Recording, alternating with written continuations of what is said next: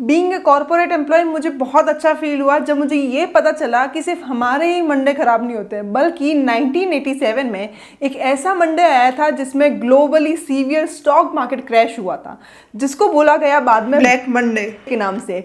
तो उसके बाद से जापान की अगर इंडेक्स देखें तो हिस्ट्री में ऐसा पहली बार हुआ है कि 1987 के क्रैश के बाद से जापान की इंडेक्स निकाई 12.7% गिरी है। तो इस क्रैश का रीजन क्या है, इसको समझने से पहले हम लोग एक ट्रेडिंग स्ट्रेटेजी को समझते हैं। तो स्ट्रेटेजी का नाम है कैरी ट्रेड। सिंपली समझते कि होता क्या है। तो एक ऐसी कंट्री की करेंसी को बोरो करना या फिर वहां से लोन लेना जहां पे इंटरेस्ट रेट कम हो, फिर दूसरी कंट्री में आके उसके मार्केट में इन्वेस्ट करना जहां पे हमें अच्छा इंटरेस्ट रेट मिल रहा हो।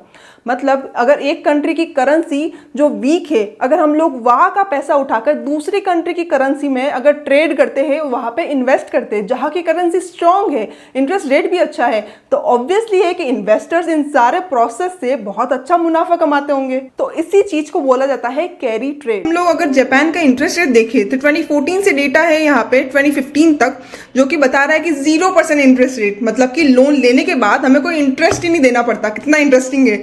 उसके बाद में डेटा बता रहा है कि 2016 से 2014 फरवरी तक 0.1%, वो भी नेगेटिव में इंटरेस्ट रेट लग रहा था। मतलब कि बैंक हमसे हमारा ही पैसा सेफली बैंक पे रखने के लिए इंटरेस्ट लेती थी, देती नहीं थी। मतलब ये तो उल्टा ही चल रहा है इधर। तो इसी वजह से लोग जापान से लोन लेते हैं, मतलब जापानीज येन उठाए यहाँ से और यूएस मार्केट में जाके इन्वेस्ट कर दिए और वहाँ पे उन्हें इजीली अच्छा खासा इंटरेस्ट रेट मिल जाता है। तो मतलब मान लो उन्होंने जापानीज येन उठाए 0.1 इंटरेस्ट रेट के साथ में लोन लिया वहाँ से, और यूएस मार्केट में मान लो ऑन एवरेज उन्हें 10 to 12% इंटरेस्ट रेट मिल रहा है।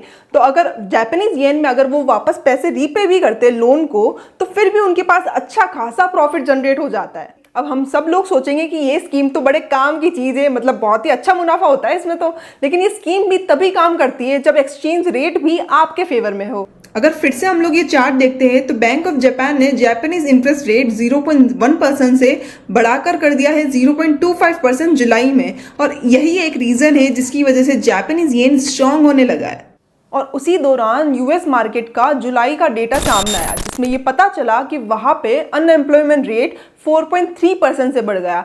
मतलब कि वहाँ पे लोग जॉबलेस घूम रहे हैं। तो इसी रिसेशन के कारण वहाँ के लोगों में डर पैदा हो गया, जिससे यूएस डॉलर नीचे गिरने लगा और इन्वेस्टर जिन्होंने जापानीज येन को लेकर यूएस मार्केट में इन्वेस्ट किया था, उन्होंने भी ये सारी चीज़ों को देखकर, इस रिसेशन को देखकर वहाँ से पैसा निकालना स्टार्ट कर दिया।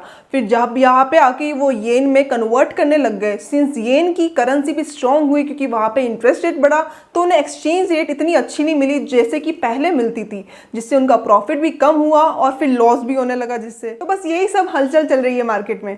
तो वीडियो अच्छी लगी, कुछ सीखने को मिला तो शेयर, लाइक एंड कमेंट करना, and don't forget to subscribe to my channel for more such informative videos. And thanks for watching. Bye bye.